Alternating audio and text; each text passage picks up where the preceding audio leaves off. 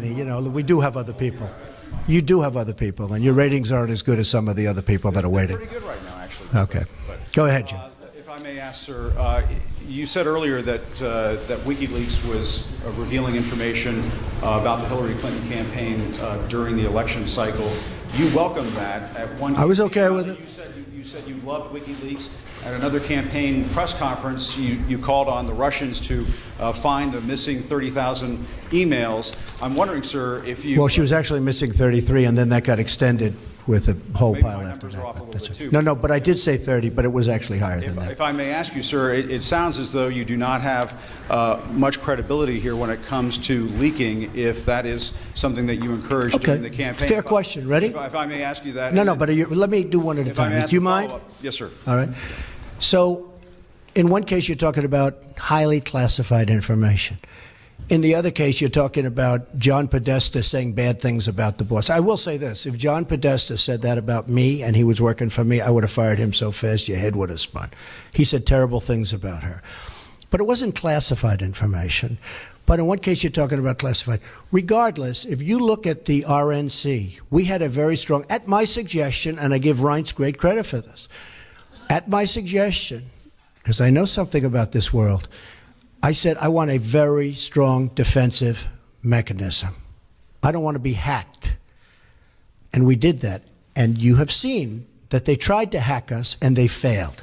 The DNC did not do that. And if they did it, they could not have been hacked. But they were hacked and terrible things came in. And, you know, the only thing that I do think is unfair is some of the things were when I heard some of those things, I picked up the papers the next morning and I said, oh, this is going to be front page. It wasn't even in the papers. Again, if I had that happen to me, it would be the biggest story in the history of publishing or the head of newspapers. I would have been the headline in every newspaper. I mean, think of it. They gave her the questions to a debate, and she should have reported herself. Why didn't Hillary Clinton announce that, I'm sorry, but I have been given the questions to a debate or a town hall, and I feel that it's inappropriate, and I want to turn in CNN for not doing a good job. And if I may follow up on that, just something that Jonathan Karl was asking you about. You said that the leaks are real, but the news is fake. I guess I don't understand. It seems that there's a disconnect there. If the information coming from those leaks is real, then how can the stories be fake? No, the reporting is fake. And if I may ask, I just want to ask Jim, you know what it is? Here's the thing. The public isn't, you know, they read newspapers, they see television, they watch.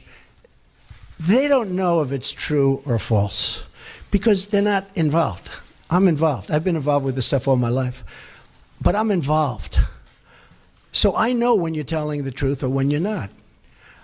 I just see many, many untruthful things. And I'll tell you what else I see. I see tone. You know the word tone. The tone is such hatred. I'm really not a bad person, by the way. No, but the tone is such, I do get good ratings, you have to admit that. The tone is such hatred. I watched this morning a couple of the network, and I have to say, Fox and Friends in the morning, they're very honorable people.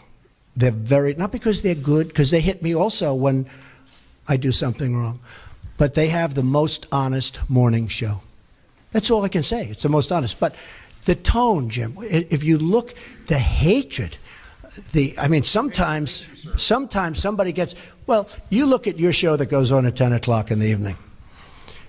You just take a look at that show. That is a constant hit. The panel is almost always exclusive anti-Trump.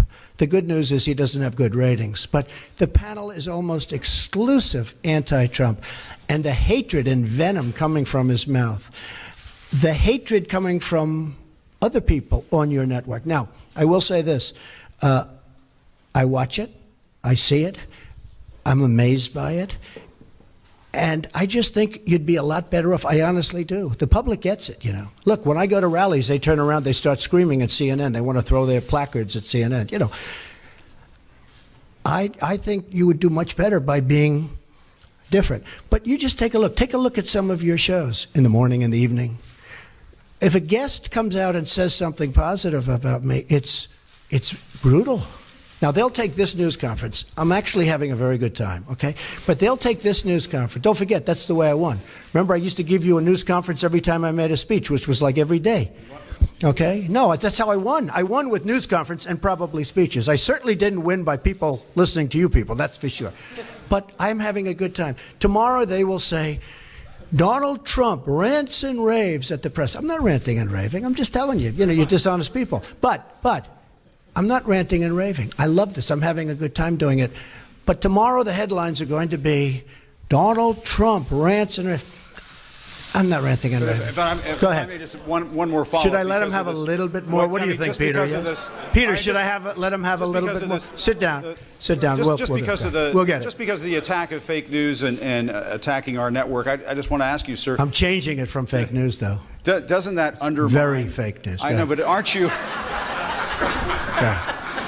Go ahead. Real news, Mr. President. Real news. And you're not related to our new... I am not related, sir, no. I do like the sound of Secretary Acosta, I must say. I looked at that name. I said, wait a minute. Is there any relation there? Alex Acosta. I'm sure you checked that out, sir. No, I checked it. They said, no, sir. I said, do me a favor. Go back and check the family tree.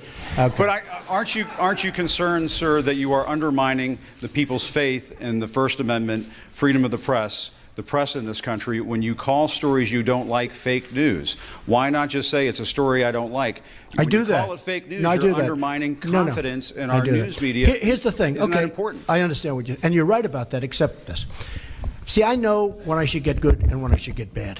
And sometimes I'll say, wow, that's going to be a great story, and I'll get killed. I know what's good and bad. I'd be a pretty good reporter, not as good as you. But I know what's good. I know what's bad. And when they change it and make it really bad, something that should be positive, sometimes something that should be very positive, they'll make okay. They'll even make it negative.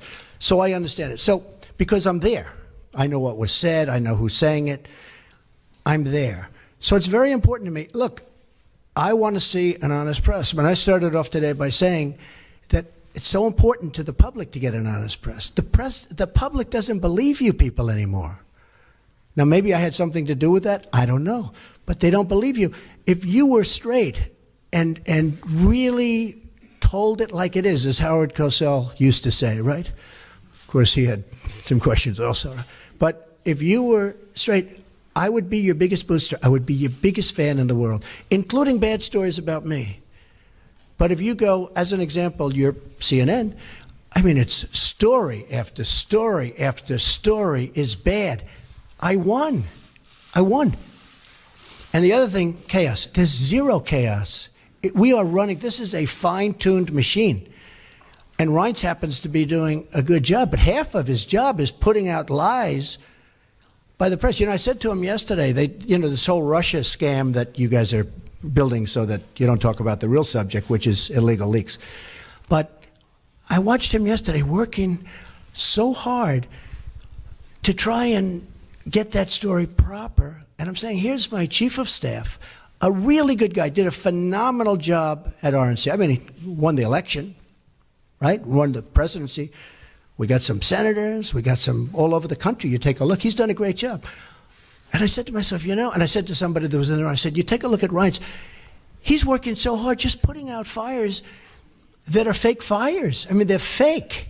They're not true. And isn't that a shame? Because he'd rather be working on health care. He'd rather be working on tax reform, Jim. I mean that.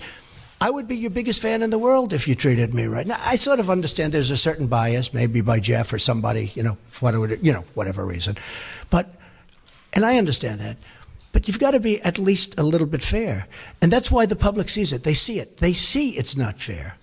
You take a look at some of your shows, and you see the bias and the hatred. And the public is smart. They understand it. Okay, yeah, go ahead. Go ahead.